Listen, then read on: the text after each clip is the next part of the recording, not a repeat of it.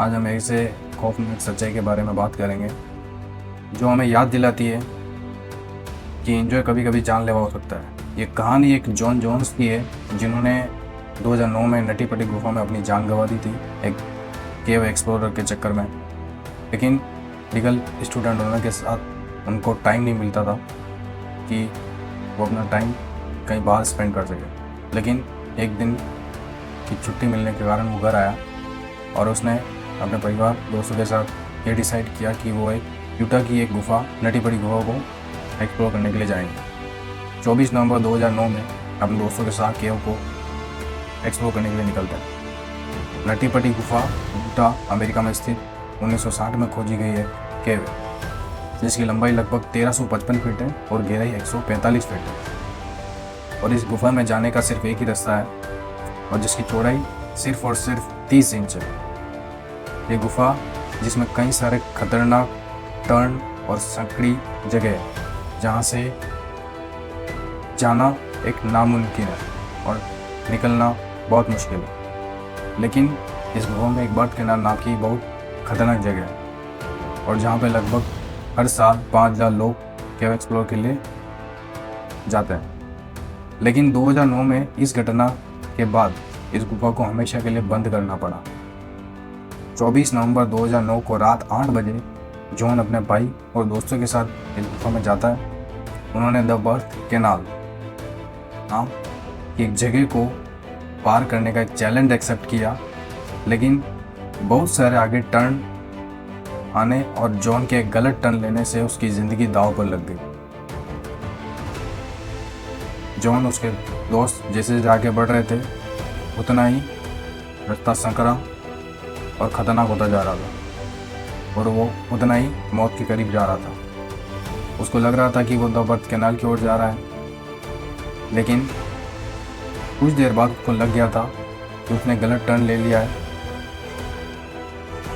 अब वो वापस यू टर्न नहीं ले सकता है और वहाँ सिर्फ 32 इंच कमर वाले लोग ही जा पाते हैं। वो आगे जाके 10 बाय 18 इंच वाली संकरी जगह में फंस गया था और वहाँ पे वो उल्टा फंसा हुआ था। फिर भाई ने स्पेशल रेस्क्यू को कॉल किया बाहर आके। उसे रेस्क्यू करने के लिए लगभग 137 रेस्क्यूज बाहर खड़े हुए थे और जॉन की पत्नी इमली भी बाहर थी।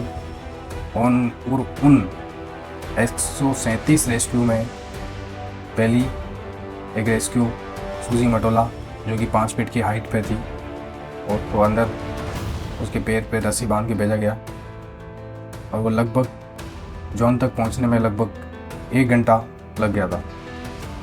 आखिरकार वो पहुंच गई। कई कोशिश के बाद फिर भी उस जॉन को वो बाहर नहीं निकाल पाई। फिर बाहर आई, उसने रेस्क्यू से डिस्कस किया तो रेस्क्यूज ने पुलिस सिस्टम के थ्रू उसको बाहर निकालने का डिसीजन लिया।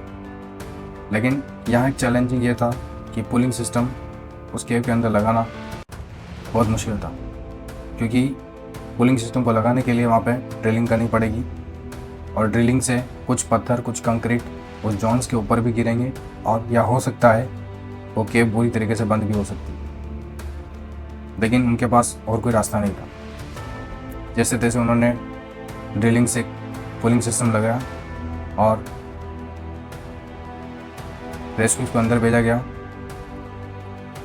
रेस्क्यूज ने जॉन के पैर पे रस्सी बांधी, खींचा गया, पुली से एक बोल्ट निकल गया और पूरी पुली टूट चुकी थी।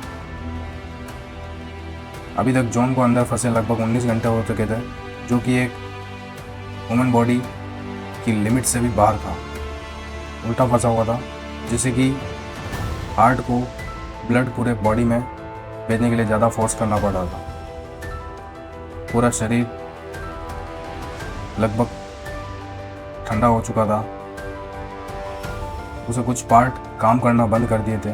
फिर एक डॉक्टर को अंदर भेजा। डॉक्टर ने देखा उसकी जॉन के पैर को नफ्स को चेक करके तो उसे लग गया था कि जॉन्स कोई रिस्पॉन्स नहीं दे रहा, उसकी सांसें चलना बंद हो गई है। फिर उसने डॉक्टर से बाहर आके रेस्क्यूज को बताया और उसे अगली रात 25 नवंबर 2009 को लगभग 11 बजे उसे मौत घोषित कर दिया गया और उसको वहीं पे दफना दिया गया। केव को बाद में हमेशा के लिए बंद कर दिया गया और जॉन की याद में वहाँ पे एक पट्टी बनाई गई। बहुत बहुत धन्यवाद। फिर मिलेंगे अगली वीडियो में।